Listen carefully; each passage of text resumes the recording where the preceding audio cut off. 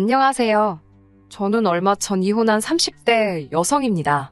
제가 이렇게 사연 속 주인공이 될 줄은 모르고 그동안 울고 웃으며 다른 사람들의 이야기를 들어왔네요. 그런 저에게 이런 일이 생길 줄 누가 알았을까요? 저는 개념을 상실한 신우와 그런 신우를 감싸고 도는 뻔뻔한 남편과 시어머니 때문에 이혼했습니다. 저희 친정부모님은 순두부 식당을 하십니다. 할머니 때부터 해오던 가업이라서 단골 손님도 많고 다른 지역에 2개의 지점도 가지고 있습니다. 방송에도 여러 번 나왔고요. 덕분에 크게 부자는 아니어도 경제적으로 어려움 없는 환경에서 자랐습니다. 친정부모님은 제가 원한다면 언젠가 이 가게를 물려주겠다 하셨고, 저도 3대에 걸친 순두부 식당의 주인이 된다는 게 굉장히 의미 있는 일처럼 느껴졌기에 기꺼이 그렇게 하겠다고 했습니다. 가게를 좀 더 체계적으로 운영하고 싶었던 저는 고등학교 졸업 후 대학교에 진학하여 경영학을 전공하게 되었어요. 확실히 그동안 부모님이 어떻게 장사를 해오셨는지 눈으로 실물을 익힌 상태에서 경영학이란 이론을 배우니 머릿속에 쏙쏙 들어오더군요. 성적이 좋아서인지 대학을 졸업할 무렵 교수님께서 저에게 좋은 기업에 지원을 해보거나 대학원에 진학하는 것은 어떻겠냐고 물어보셨습니다. 하지만 그 무렵 친정어머니 건강이 갑자기 안 좋아지셨기에 식당을 이끄는 것 외의 선택은 사치일 뿐이었어요. 결국 대학교를 졸업한 후 본격적으로 친정아버지를 도와 식당 일을 하게 되었습니다. 시간이 흘러 30을 앞두고 있던 연말, 대학 동기들이 한번 모이자고 하더군요. 그렇게 모처럼 자리가 만들어졌는데 거기서 남편하고 오랜만에 마주하게 되었습니다. 학교 다닐 때는 그다지 가까운 친구가 아니었기에 졸업 후에는 그 어떤 연락도 주고받은 적 없던 사이입니다. 하지만 그날따라 우연히 옆자리에 앉게 되면서 이런저런 이야기를 나누게 되었는데 말이 잘 통하더군요. 대부분의 동기들이 이 차를 간 대신 저와 남편은 인근 카페에 가서 음료를 마시며 계속 대화를 이어가게 되었네요. 그 이후로 저희는 2주 가까운 시간 동안 거의 매일같이 연락하며 지냈습니다. 그리고 얼마 지나지 않아 남편이 저에게 여자친구가 되어달라고 하더라고요. 남편은 많이 긴장을 했는지 꽃다발을 든 2손을 덜덜 떨고 있었는데 그 모습이 진실되게 느껴져 고백을 받아주게 되었습니다. 당시 남편은 저희 순두부 가게에서 멀지 않은 곳에 위치한 중소기업을 다니고 있었어요. 월급이 많지는 않았지만 복지도 좋고 일도 너무 힘들지 않아서 좋다고 하더라고요. 사실 연애를 시작했을 때만 해도 결혼까지 생각한 사이는 아니었기 때문에 남편의 벌이나 씀씀이에 대해선 크게 생각해보지 않았습니다. 그러다 사귄 지 1년쯤 되었을 무렵 남편이 저에게 청혼을 해왔어요. 그렇게 본격적으로 결혼 이야기가 오가게 되었네요. 결혼을 준비하면서 비로소 남편의 재정 상태에 대해서 알 수 있었습니다. 대학교를 졸업한 뒤 바로 직장 생활을 시작한 남편이었기 때문에 솔직히 제 나름대로 어느 정도 모아둔 돈이 있을 거라고 생각했습니다. 당시 저도 대략 5천만 원 정도의 적금이 있었고요. 이 적금은 제가 부모님 식당에서 일을 배우며 받은 월급을 모은 돈이었어요. 부모님과 함께 살면서 부모님 가게에서 일을 배우다 보니 크게 돈 나갈 일이 없기도 했고요. 여러모로 친정 덕을 본 셈이네요. 반면에 남자친구는 고작 2천만 원을 모아뒀더라고요. 솔직히 처음에 그 이야기를 듣고는 마음이 복잡하더라고요. 돈의 액수를 떠나 돈에 대한 남편의 경제관념이 염려스러웠기 때문이에요. 남편은 마치 제 머릿속을 읽기라도 한 듯이 그 이유를 설명하더라고요. 남편에게는 몇 년 전 혼자 되신 어머니와 정신적으로 정말 산만하기 짝이 없는 6살 어린 신우가 있었습니다. 시아버지는 공사장에서 임무로 일하시다 불의의 사고로 돌아가셨는데 그때 나온 보험금과 합의금 등으로 시어머니와 신우가 살아가고 있다고 했습니다. 당시 신우는 고등학교를 졸업한 후 대학 진학 대신 취업을 선택했다고 해요. 하지만 어찌된 일인지 한 직장에 반년 이상 진득하니 붙어있지 못했고 그 이후로는 눈에 띄게 무기력해졌다고 해요. 게으르기도 얼마나 게으른지 시어머니가 수거해가지 않으면 자기가 방에서 먹은 과자 봉지 하나 버리는 법이 없다고 들었고요. 병원에선 몸이 아픈 그런 문제가 아니라며 최대한 신우가 마음 편한 환경을 조성해주라고 했답니다. 그 이후로 시어머니는 신우의 마음을 편하게 해준다는 명분으로 신우가 하는 일이라면 무조건 오냐오냐 해주시게 되었고요. 사정이 그렇다 보니 남편이 벌어오는 돈은 거의 대부분 세 식구 생활비로 쓰이는 일이 허다했고 결과적으로 남편이 제대로 돈을 모을 수 없었던 거지요. 남편에게 그런 복잡한 사정이 있을 거라곤 상상도 못했기에 남편의 이야기를 듣고 많이 속상해졌습니다. 간간히 데이트를 하다가 집에 일이 생겼다며 급하게 돌아가는 일도 데이트 중에 신우로부터 와 있는 장문의 문자들도 그제서야 납득이 되었고요. 남편의 잘못으로 만들어진 상황이 아니었으니 제가 안고 가려고 했습니다. 하지만 결혼은 현실이었어요. 서로가 모아둔 돈이라고 해봐야 7천 남짓이었고 이 돈으로 사실 서울에 전세방 하나 구하는 것조차 하늘의 별 따기였습니다. 상황을 눈치채신 친정부모님께서 식당 근처에 사는 조건으로 작은 아파트를 전세로 구해주셨어요. 이 집에 살면서 허투루 돈 쓰지 말고 모아서 집 사서 나가라고 하시더군요. 친정부모님의 도움 덕에 결혼에 있어서 큰 시름을 덜 수 있었습니다. 그렇게 결혼식을 올리고 처음 1년은 별탈 없이 지냈습니다. 그럼에도 불구하고 제가 이혼을 결심하게 된 건 시댁과 얽힌 몇 가지 사건들 때문이에요. 신혼여행에서 돌아오고 한두 달 정도 지났을 무렵 친정 아버지께서 저에게 그러시더군요. 이제 식당도 당신 없이 잘 돌아갈 것 같고 친정어머니와 두 분이서 시골에 내려가서 살고 싶으시다고요. 그렇게 제가 식당의 대표를 맡게 되었고 친정부모님은 은퇴를 하게 되셨습니다. 친정아버지에게 큰 의지를 했었던 건지 친정부모님의 빈자리가 너무 크게 느껴지더라고요. 서운하고 걱정스러운 마음을 달랠 길 없던 그때 시어머니께서 저를 호출하셨습니다. 시어머니께서 부르시면 보통은 부탁을 많이 하셔서 돈 이야기인가 아니면 뭐 갖고 싶은 게 있으시단 소리를 하시려는 건가, 그런 거면 전화로 하셔도 되지 않나 등 별 생각을 다하며 시댁에 갔던 기억이 지금도 생생합니다. 시댁에 도착하니 신우도 같이 있더라고요.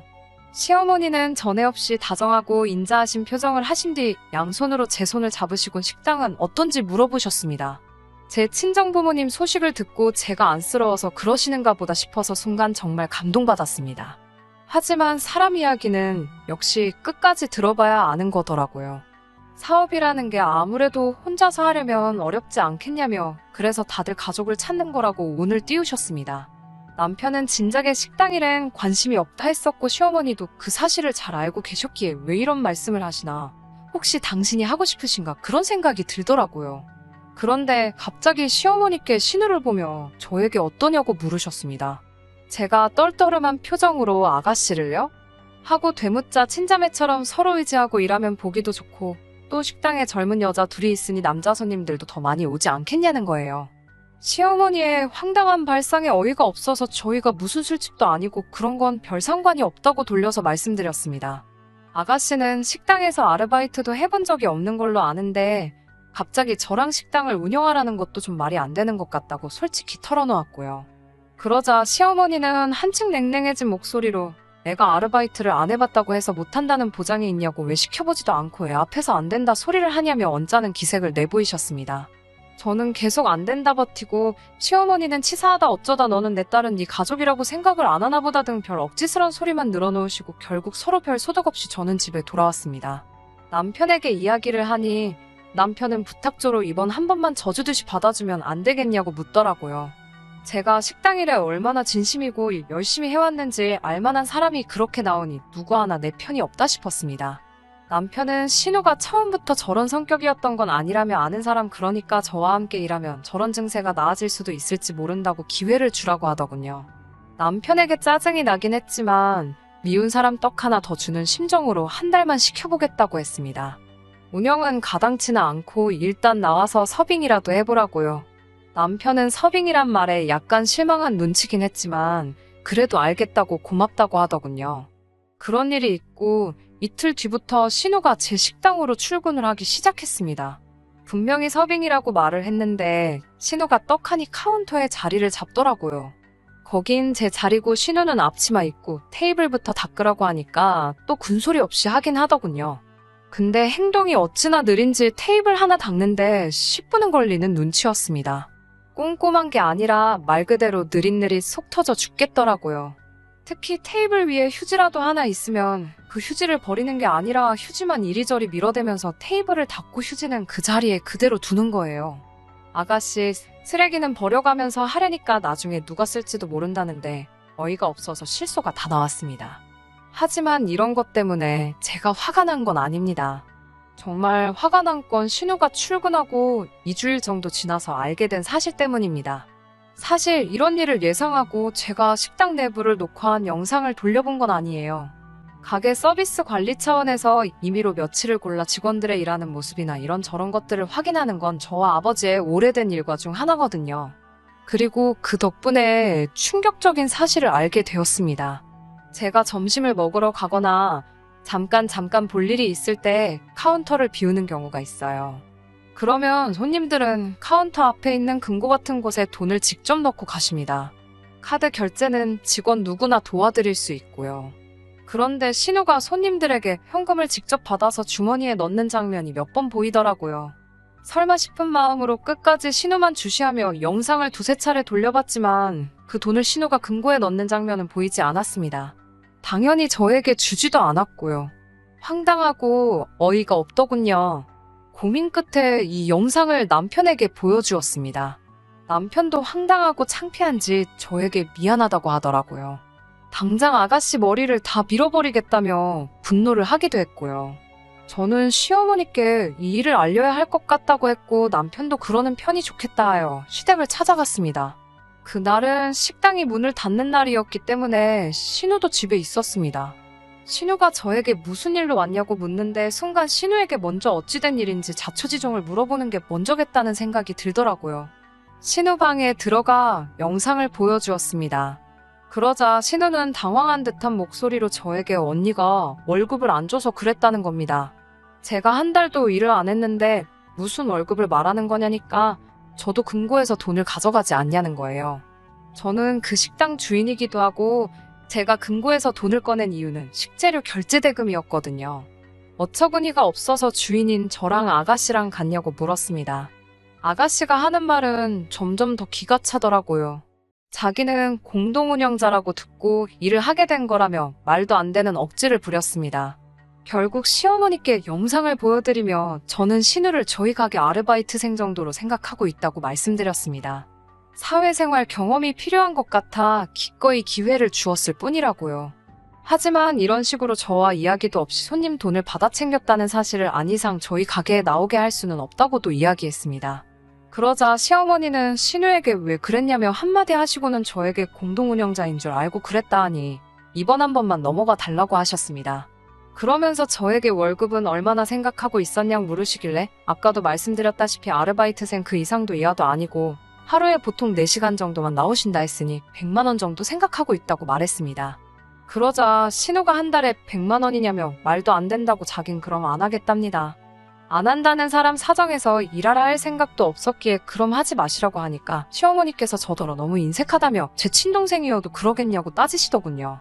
저에게 뭘 맡겨놓으신 것도 아닌데 너무 당당하게 따지시니 오히려 순간 제가 뭘 잘못하기라도 한 줄 알았네요. 저는 시어머니께 엄밀히 말하면 지금 신우가 절도의 횡령을 한 거나 마찬가지라고 제 손에는 지금 증거도 있다고 저 자극하지 마시라 했습니다. 그제서야 시어머니는 저에게 방에 들어가서 이야기하자며 저를 데리고 안방으로 향했습니다. 신우는 뭐가 그렇게 잘났는지 저를 뚫어지게 노려보며 씩씩거리고 있었고요. 안방에 들어가니 시어머니께서 태도를 바꾸시곤 자기 딸이 아픈 사람인 거 저도 알지 않냐면서 이번 한 번만 넘어가 달라고 하셨습니다. 가뜩이나 아픈 애 기죽여서 뭐하냐며 더 이상 신우한테 뭐라고 하지도 말라고 하셨어요. 아르바이트생이라고 생각해도 좋고 100만 원만 줘도 좋은데 신우한테 직접 티는 내지 말랍니다. 제 속으로만 그렇게 생각하고 겉으로는 공동운영자 대우를 해주면 안 되겠냐고요.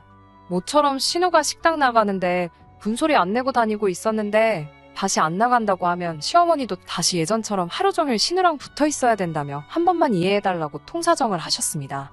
시어머니가 한껏 자세를 낮추고 저에게 부탁을 해오시니 제 마음도 흔들리더군요. 차라리 소리치고 화를 내고 저를 꺼그려 두셨으면 저도 인정사정 봐주지 않았을 텐데 말이에요. 그렇게 결국 알겠다고 이번 일은 그냥 넘어가겠다고 대신 절대로 제 눈을 속일 생각하지 말라고 신우에게 단단히 일러달라 부탁드렸습니다. 하지만 신우는 제가 생각했던 것보다 훨씬 지나친 정신이 상자였습니다. 지금도 생각하면 소름이 끼치는데요. 이튿날 출근한 신우는 콧노래를 부르며 가게 안을 활개를 치고 돌아다녔습니다. 그런 신우를 보면서 정말 이상하다 싶었고 오늘 무슨 사고라도 칠 것만 같은 기분 나쁜 예감까지 들었습니다. 하지만 예상과는 달리 별일은 없었어요. 그런데 저녁 장사가 끝나갈 무렵 배달 갔던 몇몇 손님들에게 전화가 걸려왔습니다. 순두부찌개에서 은색 철수세미 같은 게 나왔다는 거예요. 전화뿐만 아니라 인터넷 배달 주문 후기에도 이물질이 나왔다는 글이 올라왔습니다. 도무지 납득이 되지 않았어요. 100번 양보해서 한두 손님이 그런 불편한 경험을 하실 수 있다고 해도 어떻게 그날 배달 나간 모든 손님들 음식에서 동일한 이물질이 나올 수 있겠어요. 8 손님 중 5분에게 그런 컴플레인을 받고 설마 싶은 마음에 다른 3분께도 직접 전화를 걸었습니다. 식당 주인 입장에선 손님에게 먼저 저희 음식에서 이물질이 나왔냐고 묻는 것 자체가 저희는 음식을 제대로 관리하지 못합니다라는 고백이나 진배였기 때문에 속상한 마음을 감출 수가 없었어요. 하지만 대충 넘어갈 문제가 아니다 싶어서 제 딴에도 큰 용기를 낸 거였습니다. 그러자 3 손님 모두 맞다고 이물질이 있었다고 이야기해 주시더군요. 얼마 전까지 주방에서 실제로 철수세미를 썼었기에 얼마 전이었다면 정말 저희 실수였을 수도 있습니다. 하지만 철수세미는 그때 이후로 더는 사용하지 않고 있었기 때문에 더욱더 오늘의 사건을 이해할 수가 없었지요. 저는 주방 이모에게 혹시 오늘 주방에 이모님 말고 누가 들어온 적이 있었냐고 물었습니다. 주방 이모는 저희 가게에서 10년도 넘게 계셨던 분입니다. 주방 이모는 그렇지 않아도 이 이야기를 해야 하나 말아야 하나 싶었는데 잘 됐다며 제 신호가 몇 번이고 들럭거렸답니다. 특히 포장이 들어올 때마다 도와준다며 어찌나 걸치적거리게 굴었는지 성가셔 혼났다고요. 유난히 손님도 많고 바빠서 제가 홀에 신경을 많이 쓰기도 했었고 제가 거래처랑 통화하는 일로 몇 번 자리를 비운 사이에 있었던 일이더라고요. 결국 어쩔 수 없이 주방이 녹화된 영상을 돌려보게 되었습니다. 지난해부터 배달 주문을 시작했는데 주변 가게 사장님들이 혹시 모르니 만일의 경우를 위해 설치하라고 해서 해둔 거였습니다. 영상을 확인하곤 경악을 금치 못했습니다. 찌개류를 포장할 때 압축 비닐을 씌우는 기계가 있거든요. 그 기계에 음식이 담긴 그릇을 놓으면서 순간 주머니에 있는 무언가를 꺼내서 휘리릭 섞고 있었습니다. 그날 들어온 모든 주문 음식에 전부 다 같은 짓을 했어요. 더는 참을 수가 없어서 남편에게 전화를 걸려다가 그래도 자기 동생인데 또 감사가 돌까 싶어서 그 길로 그냥 시댁으로 쫓아갔습니다. 시댁에 도착하니 시어머니가 무슨 일이냐며 현관을 열어주셨어요. 저는 너무 화가 났던 탓에 인사도 제대로 하지 않고 신우방으로 뛰어들어가다시피 했습니다. 제가 방문을 열자 신우가 깜짝 놀라더군요. 순간 제 눈에 신우가 오늘 입었던 가디건이 보였습니다. 옷을 확 낚아채니 신우가 뭐하는 짓이냐며 달라들었고 순간 주머니에서 철수세미가 떨어지더군요. 저는 냉큼 사진을 찍었습니다. 뒤늦게 따라 들어온 시어머니가 지금 이게 뭐하는 거냐며 호통을 치셨기에 제가 오늘 있었던 일을 하나도 빠짐없이 들려드렸습니다. 시어머니는 말도 안 된다면서 저더러 엄한 애를 잡을 게 아니고 가서 가게 관리나 똑바로 하라며 악을 쓰시더군요. 제가 또 다시 영상을 들이미니 신우가 깜짝 놀라더군요. 사실 주방을 찍는 건 아무도 몰랐을 거예요. 주방 이모님과 저만 아는 비밀이었거든요. 신우가 이렇게 동의 없이 다른 사람 영상을 찍으면 안 되는 거 모르냐고 초상권 침해라는 말도 안 되는 소리를 짓거려댔습니다. 아가씨는 일전에는 절도에 횡령까지 하더니 이제는 영업방해에 사기까지 한 거나 마찬가지라고 맞받아쳤어요. 법적인 지식은 둘 다 없었으니 일단 아는 건 다 던졌습니다. 그러자 신우가 또 겁을 먹었는지 눈물을 뚝뚝 흘리면서 제가 자기를 무시하고 망신을 줘서 그랬다며 이건 다 제 탓이라네요. 뻔뻔한 신우의 태도에 경악을 금치 못하던 그때 남편이 시어머니의 호출을 받은 건지 시댁에 왔습니다. 남편은 저에게 일단 그 영상은 다 지우고 이야기하자길래 제가 미친 거 아니냐고 이게 다 증거인데 지우긴 뭘 지우냐고 화를 냈습니다. 그러자 남편은 저에게 진작부터 네가 우리 가족 무시하는 건 알고 있었다며 그래도 그렇지 나이 어린 신우를 이렇게 몰아붙이면 되는 거냐고 저더러 너무하다더군요. 그제서야 이 인간도 내 편이 아니구나. 남편이 남의 편이라더니 그 말이 진짜라는 걸 알겠더군요. 결국 저는 이틀 뒤 변호사를 찾아 신우를 고소했습니다. 시어머니와 남편에게도 신우를 고소했다 이야기했고 남편에게는 곧 이혼 소송을 시작할 거니 소송하기 싫으면 적당히 합의하고 끝내자고 했습니다. 남편은 처음에는 소송할 테면 하라고 그럼 네 재산반은 자기 거라는 말도 안 되는 소리를 하더라고요. 그래서 자기가 기여한 거 하나도 없고 다 친정부모님이 나한테 주신 거니 개꿈 깨라고 했습니다. 며칠 뒤 남편도 어디 가서 알아볼 만큼 알아봤나 봅니다. 자기가 잘못했다며 신우 정신머리도 따끔하게 고쳐놓을 테니 적당히 하고 그만하라더군요. 하지만 그 며칠 동안 제 마음은 차게 식은 상태였고 머리는 더 냉정해진 상황이었어요. 그리고 얼마 지나지 않아 신우가 식당에 찾아와 죄송하다고 사과를 하더군요. 자기가 내켜서 하는 건지 시켜서 온 건지 알 길은 없었지만요. 저는 그렇게 미안하면 신우가 쓰는 소셜미디어에 반성문을 써서 올리라고 했습니다. 그 정도 배짱도 없이 그런 짓을 한 거는 아니겠죠라고 무르니 입술을 꽉 깨물고는 저를 또 쳐다보더군요. 정신 못 차렸네 싶었지만 저도 사실 가게 일 때문에 바쁘고 더 이상 끝나버린 이 집안 식구들이랑 시간 낭비는 하기 싫었습니다. 결국 남편은 이혼 서류에 사인하고 빈몸으로 나가는데 동의했습니다. 동생 간수나 잘하고 살라고 덕담도 한마디 해줬네요. 시어머니 말씀대로 믿을만한 가족과 같이 제 식당을 운영해 나갈 수 있었다면 얼마나 좋았을까요? 그나마 다행인 건 신우가 약속대로 반성문을 올렸고 그날 배달을 시켰던 손님들도 다시 재주문을 해주셨다는 거예요. 저도 지금은 혼자 된 현재를 어느 정도 즐길 수 있게 되었고요. 전 남편 소식은 솔직히 잘 모르겠습니다. 저랑 이혼하면서 동기들하고도 연락을 끊고 잠수를 탄 것 같더라고요. 동기들은 제가 왜 이혼했는지 다 알고 있고 그래서 전 남편이 돌아올 자리는 더욱 없을 것 같긴 하네요. 끝까지 들어주셔서 감사합니다. 오늘의 사연은 여기까지입니다. 구독과 좋아요, 알람 설정 부탁드리고 더 좋은 사연으로 다시 찾아뵙겠습니다. 감사합니다.